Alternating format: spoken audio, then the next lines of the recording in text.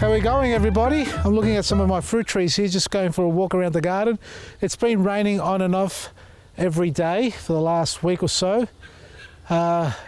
It's spraying your trees if you haven't done for codling moth, leaf curl and things like that. If you haven't done it already or you've missed the boat, it's going to be pretty hard to get on top of it, to be honest with you, because you needed to get the leaf curl spray on from late autumn.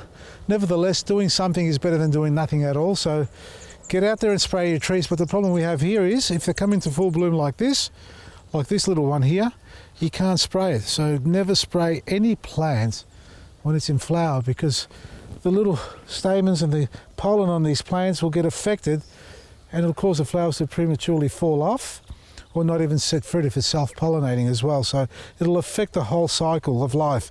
Another thing, now I didn't bring my secateurs with me because I wasn't thinking about doing any pruning, but look at this now. You can see where the new growth is and the live growth is, where there's sap flowing well and where there isn't. All this dead wood here has to be removed. I can't leave this on here. Now this is a tree that had a few problems in the past. We had split timber there, the bark opening up. We painted with a tree stack at the base, which dries clear, hence why you can see the split. But we need to prune all this dead wood off as well.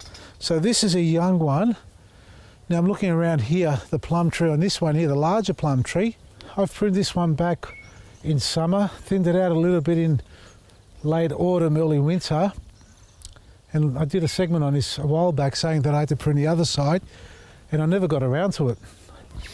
But this is a double graft. Have a look at the base here. Don't mind the little cactus underneath there. See the two trunks there? So there are two trees in the one there, grown up there, two different fruits, two different plum trees. This side here, we had an abundance of fruit on it, and it's already starting to push out flowers already. That's another thing to consider. When you get double grafts on your plums, pears, apples and things like that, you want to make sure that they actually flower at the same time. Generally speaking, all plums and pears, all plum trees, for example, should flower at the same time. This is starting to bloom a bit, not early, well, it's pushing up earlier than the other side. We'll compare the two. See all the bud burst here, the colours coming through? A bit of green and a little bit of lime green, white and pink pushing through. That's pretty good. Happy with that. Well, you can see this one here is actually starting to push as well. A little bit more wispy. This needed to be cleaned out a bit more. I've got to get onto this one. I'm going to sacrifice a few of these uprights just to thin it out because it's going to turn into a bush again. All this stuff in the middle, I don't need that. You can see it hasn't taken off. It's working on the outside for me. Look at that. So that's where it's pushing on. That's dead wood. But see the buds there? It's starting to push out the little buds. They're all swelling out. The internal ones really haven't taken off as much. Well, not all of them, but there's predominantly on the outside and still some dead wood on this as well.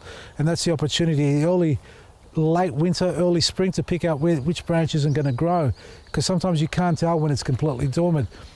The thing about flowering, like plums or apple trees, you might have about 4 or 5 varieties. As you've seen in the past, I've done segments of Craig's place where he's got an espalier apple tree with about 8 varieties on them, maybe more.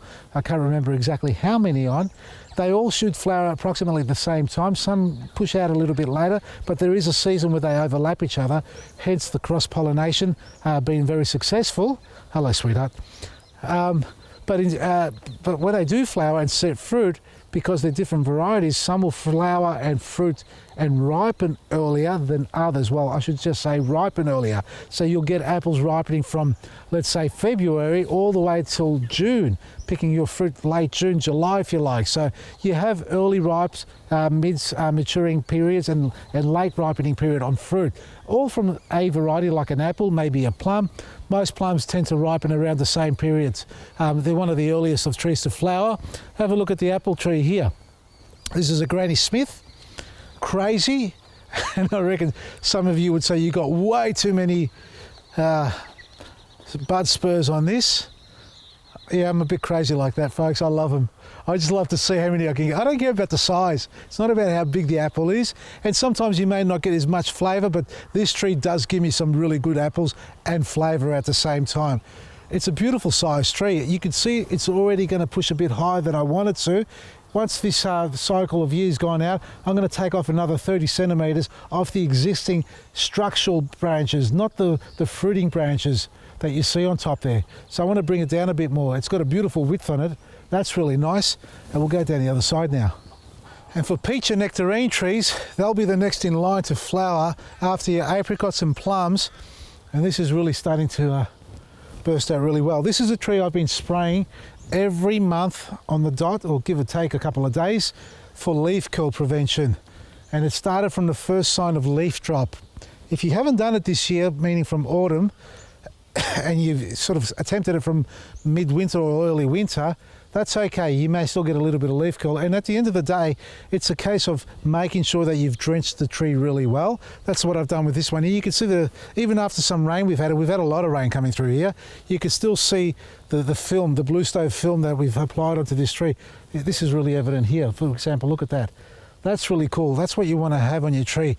And the purpose of that spraying in early season, if you're just going to recap on this, and we're going to forget about it, I know, but when we get back into autumn, I'm going to remind you again that when you start seeing the first signs of leaf fall, the leaf petals falling off the tree, where they were once attached, that's an open wound. Technically, that's an open wound where as this tree sap starts to slow down, that's not going to heal straight away, and that's what you need to spray to seal over and protect it.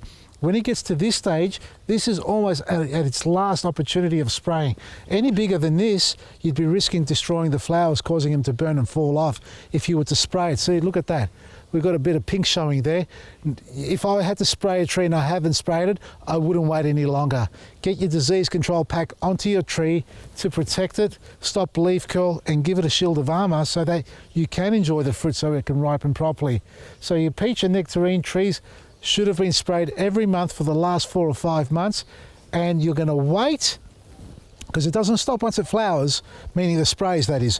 Once this comes into full bloom, let it finish its cycle of flowering and setting fruit, and as soon as the fruit is about the size of a chickpea, approximately that size, that's a good time to start applying it again. And you need to continue that through, all the way through to the point where the leaves develop on the tree, because you need to coat the leaves and protect them all, and hopefully you've done a good job on spraying it and giving it a good coating. If you do get leaf curl developing, irrespective of how many applications you've done, get to the tree and remove those leaves. But look, we'll recap on those as the season progresses and we can see how we're going along. The apricot tree I showed you the other day, that's doing really well. We've got a bit of lichen on the tree. That's a sign we've got good airflow, but it is time to actually get rid of some of this. And I might get my little wire brush on that and just rub all that off. Have a look at that. See, it'll come off. And you can spray it if you like as well. Bluestone will burn it off as well, but just to rub down like that with a sort of a bristle, a hard bristle, nothing too hard to cause damage to the bark, is all you need. Even just with my fingers is working. So things like that you can take care of. If it gets any worse than that, that's when you start to worry. But you know, small amounts here and there, there's nothing too, it doesn't destroy the tree, but it may cause it to slow down and stress it a little bit. You know, there's a pro and con about having the lichen. It means we've got good airflow, but when it gets overpowering, it can suffocate a little bit where the buds are, the nodes are, and things like that. So all this should be cleaned off ultimately. Look at that, it just peels off. So you can see it's not actually, it's surface.